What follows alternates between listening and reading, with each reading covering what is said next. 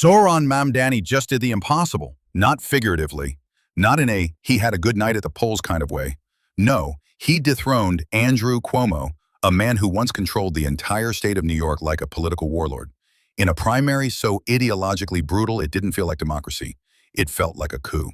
Cuomo, the former governor with dynastic ties, national media pull, and a donor list longer than the FDR drive, lost to a 33-year-old Democratic socialist from Queens. Yes, Zohran, a socialist, in New York City in 2025.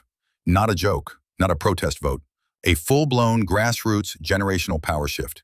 And now, barring some legal apocalypse or late-stage establishment sabotage, Zohran Mamdani is the presumptive mayor of the largest, most influential city in America.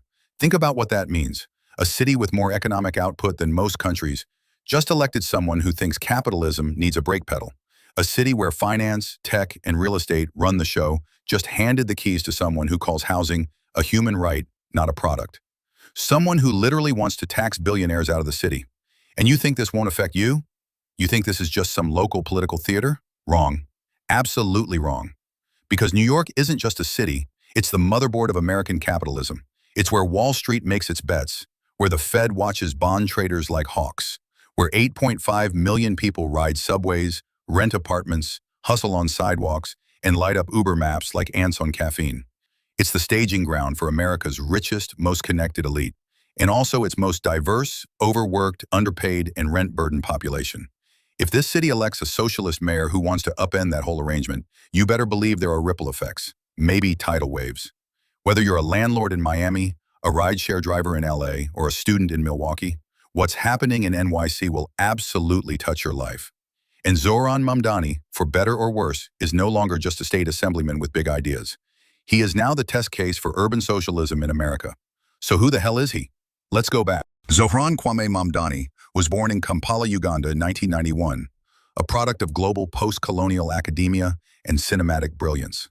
His father, Mahmoud Mamdani, is one of the most respected political theorists of our time. His mother, Mira Nair, directed award-winning films like Monsoon Wedding and The Namesake. But Zohran didn't inherit a Harvard degree and a trust fund.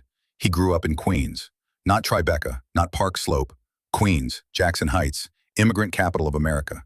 He studied at Bowdoin College in Maine, a liberal arts school where kids read Fanon before brunch.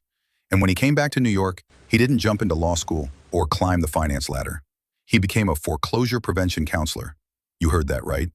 While other 20-somethings were learning Excel shortcuts at Goldman, Zohran Mamdani was helping working-class New Yorkers fight to keep their homes.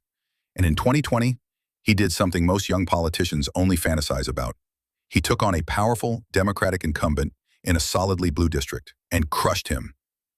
He didn't just win with tweets and vibes. He knocked doors, mobilized renters, organized immigrants, and turned a sleepy primary into a political earthquake.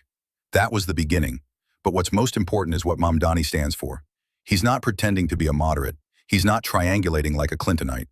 He's a proud, dues-paying member of the Democratic Socialists of America, a group that, in case you haven't noticed, is no longer fringe.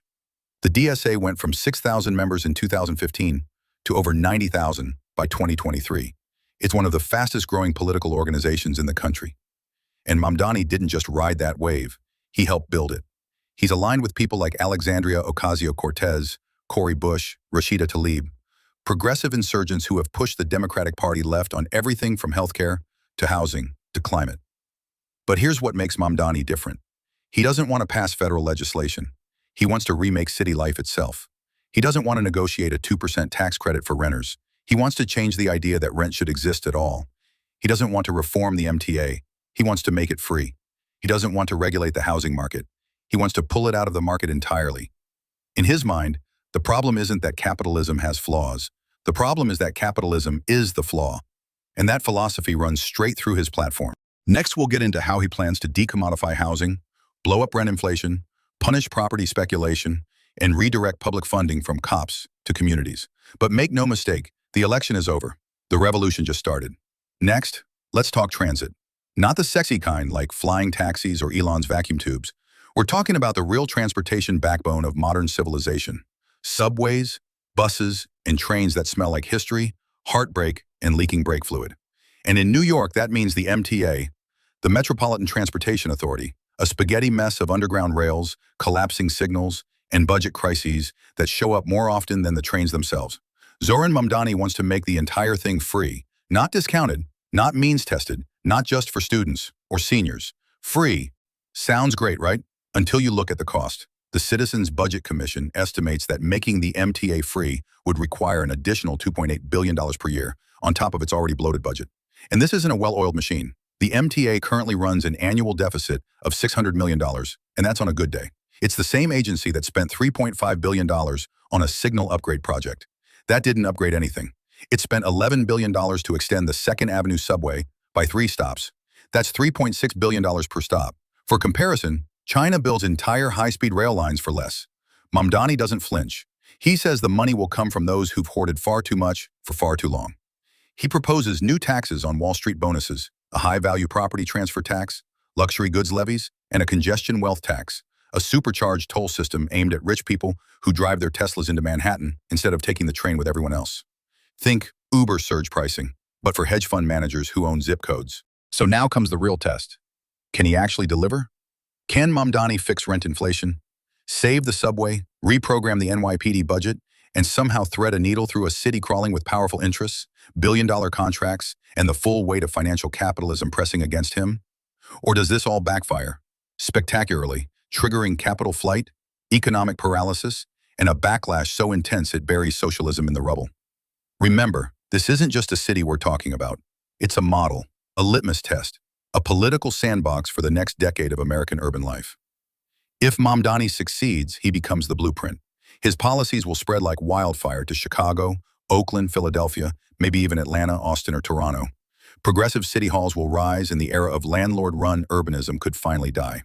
But if he fails, if the subways collapse, if crime spikes, if investors pull out and the tax base dries up, if unions rebel and the middle class flees, then the narrative writes itself. The left can't govern. And you better believe the center and the right will use that narrative to roll back every progressive gain for the next 10 years. So whether you live in Bushwick or Boise, Montreal or Minneapolis, this moment matters. Because the future of your city, your rent, your transit, your neighborhood, your mayor, might already be happening in New York. And the man behind it? His name is Zohran Mamdani.